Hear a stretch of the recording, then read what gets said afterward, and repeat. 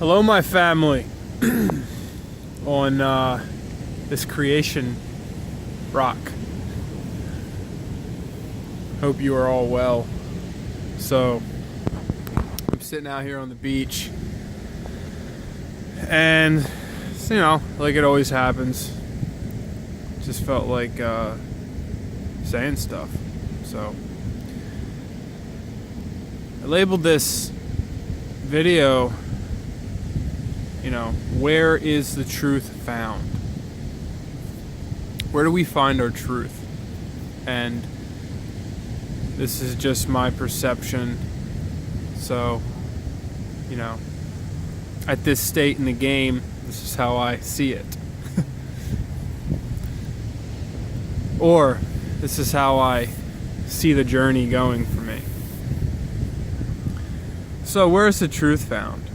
We're born, we're brought up, and we're just thrown information. And we take it in as truth. But at this point in the game, for me, I have learned that the truth is never what is first shown to you. The truth is never within arm's reach. The truth is never on the surface. It's not. And the details of all the different things people fight about, and you know, that doesn't matter. And the more that we realize that we know nothing is where it all starts. The minute we think we know something, that's when we stop evolving. We live in our comfort zone. And there's three types of information in this world. There's the information that we know, and then there's knowledge that we know that we don't know, right? So I know some things, and then I also know that I don't know some things because, hey, I'm not a physicist, I'm not a doctor, so I don't know a lot of things, right? But what I'm after, personally, because I believe this is what takes you as a human being to the place that we all need to be, is the third type of information. The information that we don't know that we don't know. Information or knowledge or wisdom that we don't know that we don't know. And so far I've learned that we only receive this information because we do not find information. Information finds us. Knowledge finds us. I think, anyway. And it's only going to find you if you're going to actually be able to take it in. So we have to remove that concept of, hey, I got it. I'm done looking, right? I don't need to look anymore. I got the box made. Everything fits in my box just right. No. That's not how we heal, and that's not how we grow and evolve. And, like, this isn't for everyone. You know, it's really not. A lot of people are happy just knowing what they know and accepting that they know what they don't know. But, you know, ever since I was a kid, I essentially was a delinquent because I was after the stuff that I didn't know without even knowing it. So, you know, people call this seeking, being like a seeker. I think that's a pretty good word for it. You know, and I'm just starting off in this this journey, this quest. There's people at it a lot longer than me, way deeper than me, and it just keeps getting deeper. Some days I'm like, woo! I need to sit down, take a breath, and like, I'm done for a while. That's all I can take. Because integration's a huge part of it too, you know. if we get all this knowledge and wisdom and we don't integrate it into our lives, it's useless.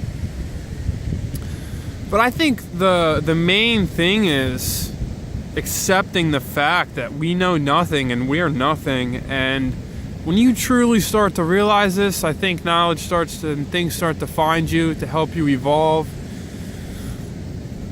and blow your comfort zone out of the water. People are always going to try to prove you wrong. Trust me, they're going to like make you feel like you're nuts, or like, I don't know, they're going to try to push you into a group that thinks they have it. And the more I realize is the smaller the group gets, is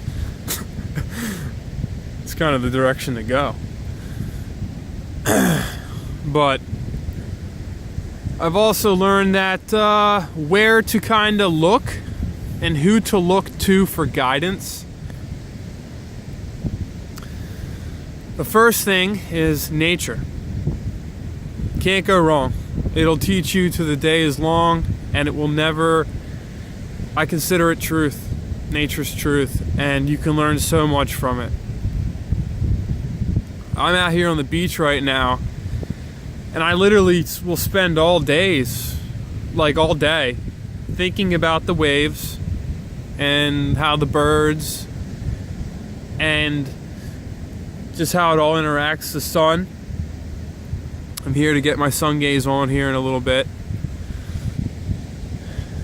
And you can just never go wrong where your mind goes with trying to just really see what's going on and not look. You know, not with these eyes. Just like really see what's going on in front of me.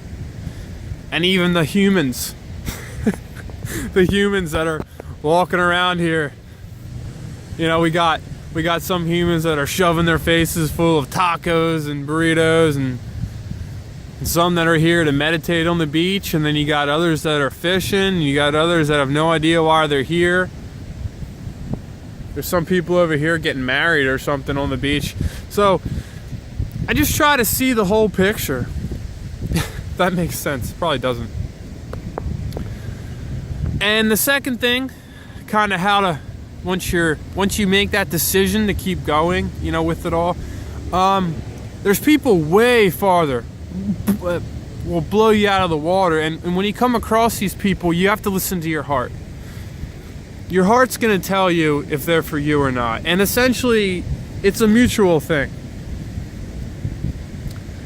So when you find these people, I've had people try to steer me in a particular direction. That wasn't for me. I've had the other side, where people, certain individuals that are way farther along, they're considered teachers in my life, I guess is the best word, and they just continually help me evolving on my own self. You know, don't follow anyone. They're just there. It's kind of weird, the relationship that you can find with these people, and those of you that have these people in your life know what I mean. It's kind of hard to put into words how they help you and how they guide you. But and then the other teacher is yourself. You have to be able to go deep inside yourself, because that's where all the truth is found anyway. And you have to be able to dissect your emotions and your feelings and add a why, and figure out why I'm feeling this way and why I'm doing these things. And you can learn so much about yourself. It's crazy. It just takes time. It takes space. I like to say space. It takes space in your life to figure yourself out. But nobody wants to give themselves space. No one wants to come just be and see what happens in your mind. You don't have to plan on it. If you have 2 days off from work, and before you get off for work, you already have those 2 days planned, that's not space. Space is like, oh, I wake up, I go out to the river and I sit on a rock for like 4 hours and I listen to the water run over the rocks. And I watch the little bugs land and I watch the fish. You see that random snake pop up that you never knew was there. And things will just come to you because nature will clean you. It's a vibrational thing. And then knowledge, it gives you room to accept things.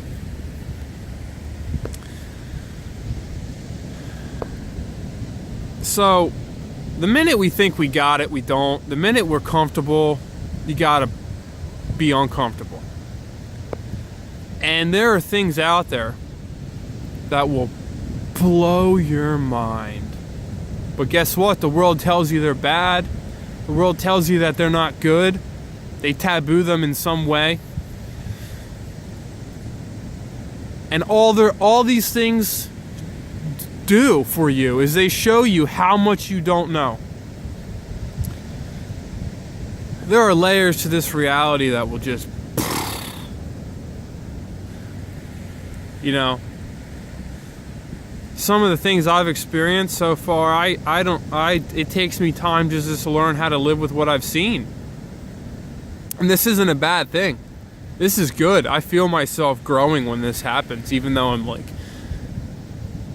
I don't know if the word's scared. I'm not scared because I'm more or less nervous, I guess, or you're changing. So things are changing inside of you in your mind, and then when things settle again and I get a deep breath and I apply and I integrate, go out for more. It's a never-ending cycle. And essentially, the last thing I just want to say is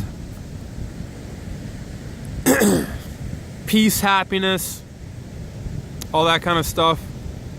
But really, where I find myself, and then I'm just starting this journey here, but is to be in a state of love and surrender at all times. And that's where my life has brought me. A complete state of love and surrender. I mean, surrender to the point where sometimes I feel like I'm too conscious of what I'm doing because it's like, how do you live? It's like I down to the point where like I feel bad if I don't recycle something, or I waste food, or I buy something I don't need, or let alone how I act towards people. Like, that's a whole other thing, I mean, just so conscious of the way we act. We have to be conscious of the way that we act. And I do my best, and I have so much more to learn and get out. And I still just catch myself like, that was ego, that was ego, but now I'm being able to get better at differentiating the source of my words and the source of my actions. It's really nice when you can step back from life, you be in a busy place.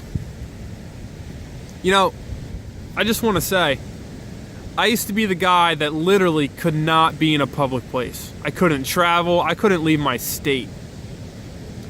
Anxiety, stress, and fear ridden. And now I'm forcing myself to travel around the world, and I watch the world like it's a play. I'm not a part of it. I literally watch everything. I'm not a part of it.